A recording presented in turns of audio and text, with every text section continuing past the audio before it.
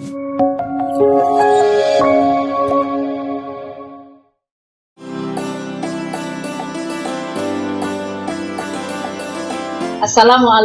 warahmatullahi wabarakatuh.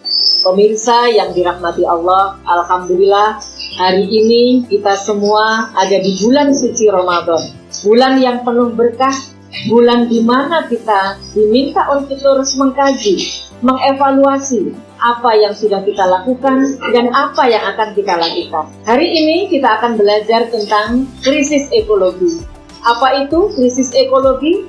Krisis ekologi adalah krisis di mana alam, lingkungan, kelestarian itu sudah tidak seindah dulu lagi. Krisis ekologi ini menjadi pembahasan tingkat dunia. Seluruh masyarakat memiliki keresahan yang sama.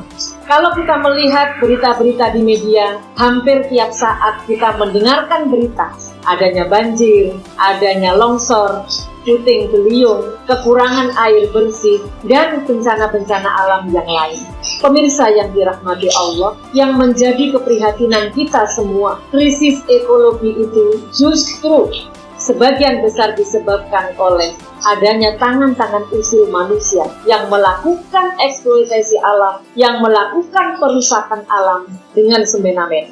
Kita lihat berita adanya eksploitasi alam, adanya penebangan hutan yang besar-besaran, adanya gunung yang sudah gundul, adanya sumber air yang sudah tidak terjaga, membuang sampah sembarangan, dan budaya-budaya yang sesungguhnya harusnya sudah kita akhiri. Itulah yang menjadi salah satu penyebab adanya krisis ekologi. Pemirsa yang dirahmati Allah, pertanyaannya kemudian, siapa yang harus bertanggung jawab terhadap pemulihan terhadap krisis ekologi ini? Bagaimana Islam, bagaimana Al-Quran memandang, melihat dari sisi perspektif Al-Quran, bagaimana Al-Quran memerintahkan kita untuk menjaga alam ini sehingga kita menjadi manusia yang bertanggung jawab. Lantas apa yang harus kita lakukan terhadap adanya krisis ekologi saat ini? Pemirsa yang dirahmati Allah, dalam Al-Quran surat Al-A'raf ayat 45, Allah berfirman, وَلَا تُفْسِدُوا فِي الْأَرْضِ بَعْدَ إِصْلَاحِهَا. Dan janganlah kalian manusia merusak bumi setelah Allah menciptakannya dengan baik. Pesan moral yang ada di dalam ayat tersebut sudah jelas. Kita seluruh umat manusia diperintahkan untuk tidak merusak alam kita, untuk menjaga alam kita dengan sebaik-baiknya. Bahwa kemudian alam ini diciptakan untuk manusia sebagai khalifah fil ardh, memiliki kewajiban untuk menjaga, melestarikan alam ini dengan sebaik-baiknya. Jangan egois, jangan merasa bahwa alam semesta ini hanya untuk kita hari ini. Kita harus berpikir ke depan. Kita harus memikirkan anak cucu kita di masa yang akan datang. Jangan alam ini dihabis-habiskan untuk kita saja. Kita harus memikirkan bahwa alam semesta, bahwa bumi dan seisinya adalah juga diperuntukkan untuk masa depan anak-anak kita. Anak cucu kita harus menikmatinya sebagaimana kita menikmati alam ini dengan indah. Pemirsa yang dirahmati Allah, ayat tersebut secara jelas mengingatkan kita semua bahwa tanggung jawab untuk menyelesaikan krisis ekologi tidak hanya pada pemerintah saja. Pemerintah memiliki keterbatasan finansial, keterbatasan sumber daya manusia, dan keterbatasan sarana prasarana. Maka kitalah yang harus juga bertanggung jawab menjaga alam semesta ini untuk kemudian alam semesta ini pun akan juga menjaga kita. Pemirsa yang dirahmati Allah, di bulan yang penuh barokah, di bulan Ramadan di mana Al-Quran diturunkan, maka sudah sepatutnya, sudah selayaknya, karena Al-Quran itu diturunkan di bulan Ramadan, maka kita harus mengevaluasi, mengkaji apa kandungan-kandungan ayat Al-Quran. Salah satu kandungan ayat Al-Quran adalah bagaimana kita menjaga alam ini dengan indah. Sehingga mari di bulan yang penuh berkah ini kita mulai kembali, di mana Al-Quran terus kita baca sebagai tadarus sehari-hari. Di samping itu juga menjadi bahan evaluasi kita semua untuk supaya nilai-nilai Al-Quran, salah satunya adalah menjaga ekologi ini untuk bisa kita terapkan dalam kehidupan sehari-hari. Lantas bagaimana kita sebagai perempuan? Kita sadar budaya patriarki menempatkan perempuan pada posisi kegiatan-kegiatan domestik.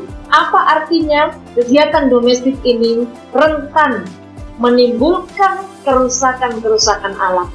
Karena seringkali sampah berserakan, sampah tidak diperhatikan. Maka mari sebagai perempuan pun kita juga memberikan kontribusi terhadap keindahan alam. Sebagai perempuan pun kita mengajak kepada seluruh umat manusia sebagai khalifah fil ardh untuk menjaga alam ini menjadi tetap lestari. Bagaimana alam ini bisa terus kita jaga, dan sebaliknya alam pun akan memberikan keberkahan kepada kita. Pemirsa yang dirahmati Allah, saat ini di beberapa pesantren yang menjadi simpul rahimah, kita juga bangga. Ada beberapa pesantren yang sudah melaksanakan program untuk bagaimana kita bisa menjaga eko pesantren. Bagaimana pesantren menjadi tempat belajar untuk menjaga lingkungan dan alam ini menjadi indah. Untuk itu, apresiasi yang setinggi-tingginya untuk simpul rahimah di pesantren-pesantren yang sudah menerapkan pembelajaran eko pesantren. Mudah-mudahan akan terus terjaga semangatnya. Dan untuk pesantren dan lembaga-lembaga yang belum melaksanakan kegiatan pelestarian lingkungan, mari kita berangkat, kita belajar, untuk kemudian kita menerapkan nilai-nilai Al-Quran, dimulai dari diri kita sendiri.